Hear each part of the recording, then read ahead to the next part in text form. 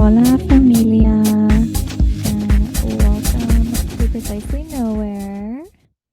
Feliz Dia de la Madre, aka Happy Mother's Day, since that just passed, and wanted to give a shout out to all of the women mother figures out there. There are a lot of people that do so much for the humans in their lives, and I hope y'all celebrated them in some form this past weekend. I can't believe we're in the middle of May, and I don't want to toot my own horn, but your girl has been on top of it in terms of getting ahead of episodes. And I'm actually recording a lot of things a month before they're coming out because I am working towards giving myself some time off from the pod and also from my 9 to 5 later this year. So we are sprinkling in tasks. I use my Google Calendar to keep me on task. I put things on my calendar, time blocks for me to work on edits, when I'm going to record, tasks for when I'm going to do the episode outlines, and also the titles and descriptions. That is how I've been managing to juggle the pod with my 9 to 5, my personal life. That's not what today's episode is about, but I got inspired as we were kicking things off and wanted to pay it forward by sharing some tips. I'm so excited to jump into today's episode. It's a two-parter, so part 1 will come out today and the second part will come out in 2 weeks. They stand alone as episodes on their own as well, so no cliffhangers here. As you know, this podcast is a passion project of mine. I created it 3 years ago and have been on a journey with it since it was brought to life. And I've grown so much, and it's helped me stay present in ways that I didn't even know I wasn't present. And it's helped me become a more ideal version of myself. And through this journey, I have been thinking about the life I thought I'd have versus the one I'm becoming. Lately, I've been thinking about the life I thought I'd have by now and realizing I don't live there anymore. And for a minute, I won't lie, that kind of messed with me because no one really prepares you for the moment where you wake up and realize you followed the plan, you did the things, you had the vision, and somehow your life still looks different than what you imagined. Not worse, just different. And I think what I'm realizing is I didn't fail the plan, I just outgrew it. And along the way, I've been learning to let go of expectations, embrace the present, embrace the pivots, the blessings that come my way, and how to look out for those blessings because I've found that it can be easy to overlook them if we're focused on what we don't have and leaning more towards the negative. I think it's important that we take time to reflect, stay honest with ourselves, because let's be real, it can be easy to lie to ourselves. And sometimes we do it because we think it's helping us, but at times it can hold us back. This practice enables you to honor your past without being controlled by it, ensuring your inner child feels seen and loved. Embrace this energy. It's empowering and it doesn't need to be loud. It can be quiet. Today, we're going to slow down and break down some of this old narrative. I'm letting go of the life I thought I'd have, and we're going to do some reflecting. This is preparing us for the next episode where we're going to take steps to building the life we love. Remember, it's never too late to start embracing growth. This idea of the life that we thought we were going to have, a lot of times that is associated with this timeline, the illusion of a timeline. I used to have a very clear idea of where I'd be by now, career wise, financially, personally, all of it. I used to think I'll be here when I'm in my 30s and maybe have at least a kid and be married. And I think what made it harder wasn't just that the things didn't go exactly that way. It was feeling like somehow I was behind, like there was an invisible clock I wasn't keeping up with. But I had to pause and really ask myself, who set that timeline? Was it actually me? Or was it something I absorbed from social media, my environment, the patriarchy, from what I thought was, quote, normal? Things that triggered these thoughts: seeing peers hit milestones, internal comparison loops, and that quiet pressure to hit those imaginary timelines, really. So instead, I started to ask myself, if no one was watching my life, would I still feel behind? If social media didn't exist, would I still feel behind?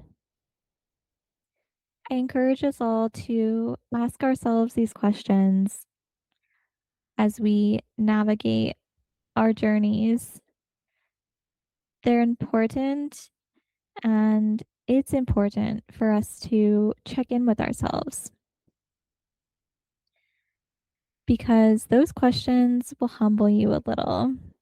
And sometimes they'll help you pivot and steer your life back on a track that actually feels more aligned to what you really want. What I learned in asking and answering these questions is that the life I thought I wanted was built on a version of me that hadn't experienced certain things yet. She hadn't healed certain things, like forgiving myself for moving away to New York City and staying there for 12 years. This was time away from my family and siblings, experiences and memories. But in the greater good of my journey, this helped me make my dreams a reality. I've healed since then, but I wanted to take you back to some of my old feelings. She hadn't outgrown certain desires. Like, do I really want to be a mom by having my own baby? Or can I be a mother figure by being a tia to many? And high key, she's looking like a tia to many right now. And that is the reality that I'm living in and I'm embracing. So, of course, the vision doesn't fully fit anymore. And I think we don't talk enough about how normal it is to change your mind about your life. You're allowed to pivot without a breakdown. You're allowed to want softer, slower, different. Our thoughts are powerful and can become the thing that inspires us to take action. So, if you're in the midst of trying to let yourself change your mind about something or trying to be softer to yourself, repeat after me. I'm not behind. I'm just building something different now. Like, if you're being honest with yourself, what do you actually want right now? Not what you've been saying you want, but what do you feel pulled toward?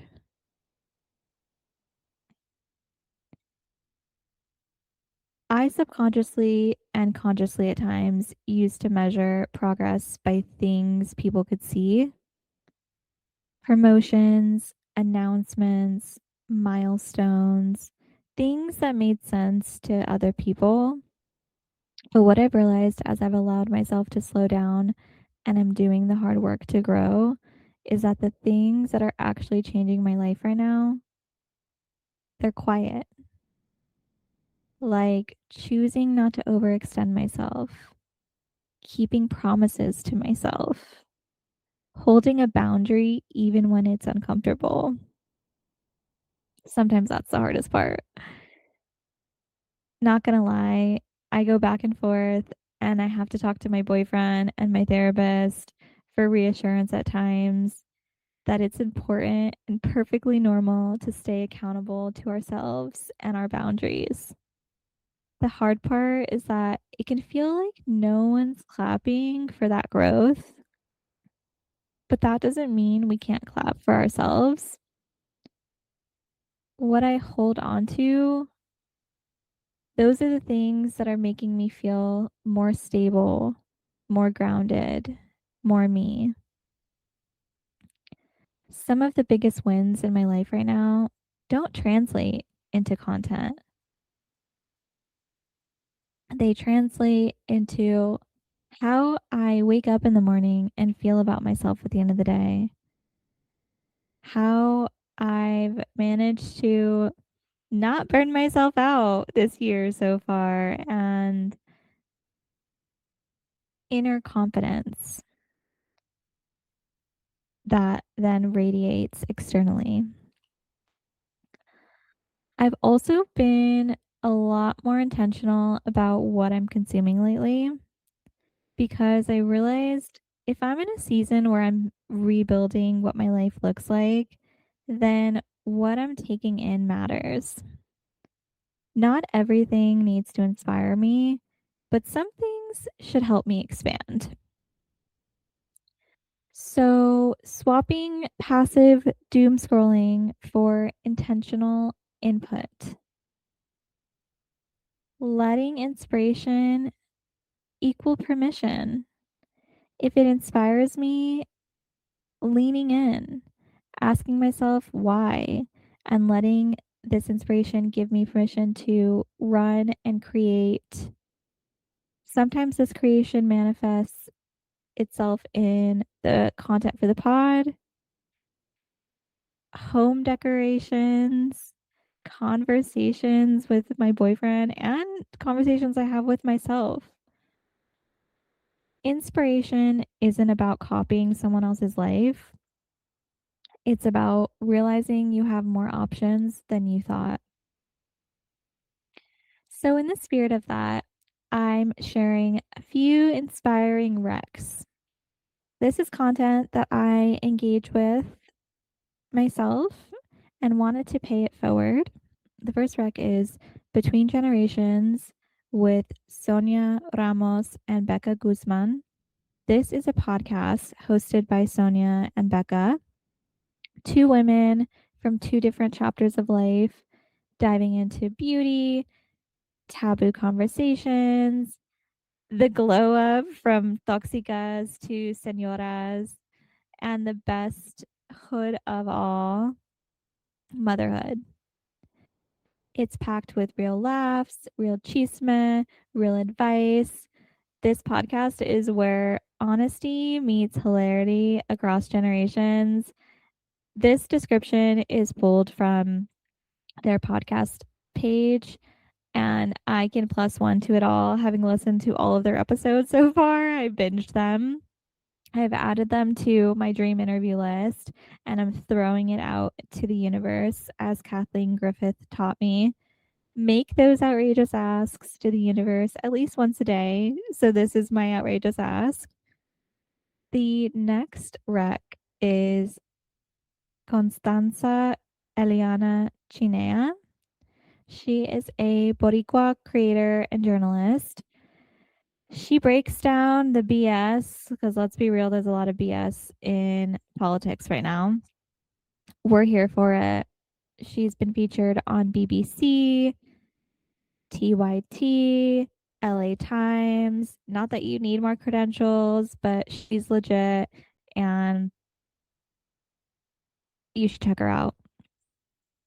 The next rec is an article that I came across on Refinery 29 from their Somos section. This is one of my favorite corners of Refinery 29. In case you didn't know, today there are more than 60 million Latinx people living in the US. Somos speaks to Latinx people who are learning about themselves and the world around them. Stories written by us and for us, and anyone else who wants to celebrate our culture. I'll share a link to this article in the episode description so you can check out these awesome creators in addition to the recs I've already shared. And wanted to give a few shout outs to some of the creators that are featured in this article. Dash Harris is a Panamanian creator. Dr. Margarita Lila Rosa, Dominican. Anthony Modesto, Miliàn, Puerto Rican. And Eileen, Ivette, Colombian. So we've got a little bit of everyone here, and the article is titled Black Latin History is Missing from Schools. These creators are teaching it online. So if you're in the mood to learn about Black Latin history, I would check these creators out. I will include their names in the episode description, and I gave them a shout out on the pod so you can check them out yourselves. I think the life I thought I'd have served a purpose.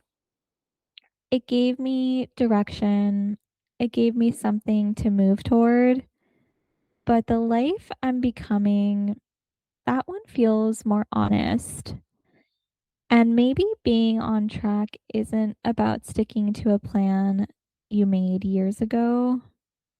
Maybe it's about having the self awareness to say, this doesn't fit anymore, and choosing something that does. Even if it looks different, even if it takes longer, even if no one fully understands it yet but you, or even yourself. Thank you for listening. I hope this episode helps you let go of timelines, rewrite expectations for your life, and embrace the quiet wins over the loud milestones. Don't get me wrong, I'm all for hyping ourselves up, celebrating those huge milestones, but I think it's just as important to embrace those quiet wins. Sometimes those are the building blocks to us building a strong foundation for our life and something that's going to be strong enough to sustain the ebbs and flows, the obstacles that inevitably come our way. I appreciate y'all. And a next episode will be diving into building a life that actually feels like ours. We are doing a lot of reflecting and building lately, and we want to share these thoughts and these tips with y'all so that we can all keep thriving and living our best lives. I hope you enjoyed today's episode. I would love if you could share a review if you made it this far. Tell me what you think. I'm all ears. I read the reviews and they help inform future content that is being created for the pod. So please share your thoughts. Until next episode, stay safe, take care. Talk soon.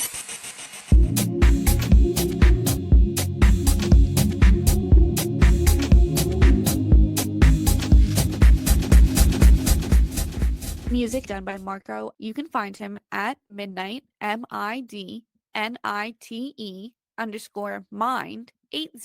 on Instagram.